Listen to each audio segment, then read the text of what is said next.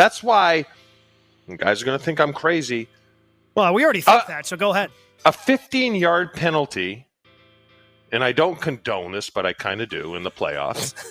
A 15-yard penalty for a late hit on Brock Purdy is not a bad thing, as long as it's worth it.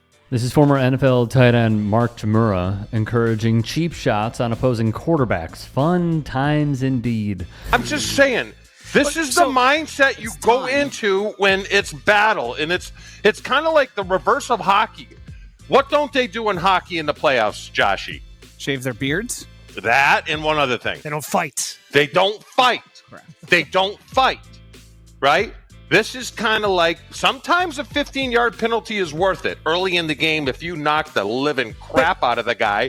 And then he kind of like sticking your helmet in the ribs of Nick Bosa is like, but that I'm hearing ghosts. These comments are awful.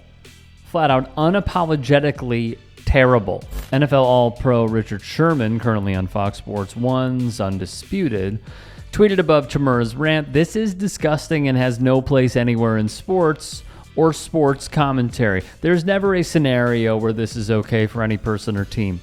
For the contrarians, when one user wrote to Sherman, "I don't think he meant to say injure him, but pop him hard so he will think about the rush," Sherman replied, "But when saying hit someone late, it's not a part of the game.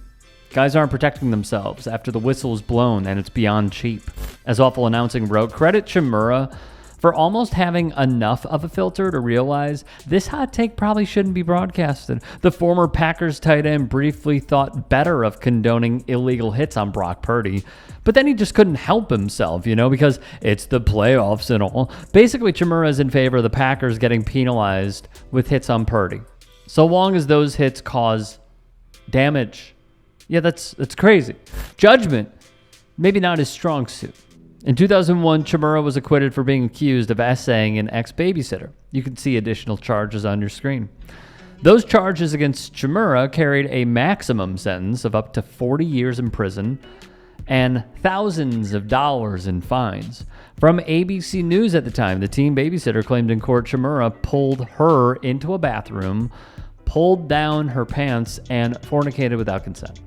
The foreman of the case, Brad Bradenstein, would tell the Associated Press, "We all agree that they were in that bathroom together, but we don't really know what took place. It was like," defense lawyer Gerald Boyd said, "she got caught in the bathroom with a married man, and now she's got to get out of this little predicament." It's gross. The prosecutor would go on to say the evidence clearly indicates there was sexual contact. The real issue became if it was consensual or not. That was an issue for the jury to decide. The jury found we were not able to prove that beyond a reasonable doubt, probably for a variety of reasons. Chmura's attorney at the time, Gerald Boyd, told the press, "We're on top of the world. He was despised overnight. Now he has the people back." I gotta be honest, at this point, it just feels like lazy, dumb sports talk guy is making a point about how, rough him up a little bit. Let him know that we're coming after him. How about you just do it during the play? Why does there have to be extracurriculars? Why do you have to take a shot on the opposing team's most important player in arguably the most important position in sports? This is like saying, "Oh, well, you know what? I don't like him being on the plate, so I'm going to throw a 95-mile-per-hour fastball at his head on purpose just to send a message." This is not about sending a message. It's about winning within the confines of the game. Make no mistake, he knew what he was saying because that's the way they played. The game evolves, life evolves, things change. This sort of stuff isn't tolerated. This sort of stuff is trash. It's garbage. If this were a more important player of yesteryears, ESPN would lead with it. Fox Sports would lead with it. Excuse me. NFL Network would potentially touch on. I don't know. They want to stay safe. But hypothetically, if this were an NFL Network employee who is a former player, if this was like Maurice Jones-Drew or Michael Irvin who said this, it would be debated left and right on Stephen A. and Shannon's show and Skip's show and many other shows. And it would be roundly criticized because this is not the way to win a game. Did we not learn anything from Bountygate?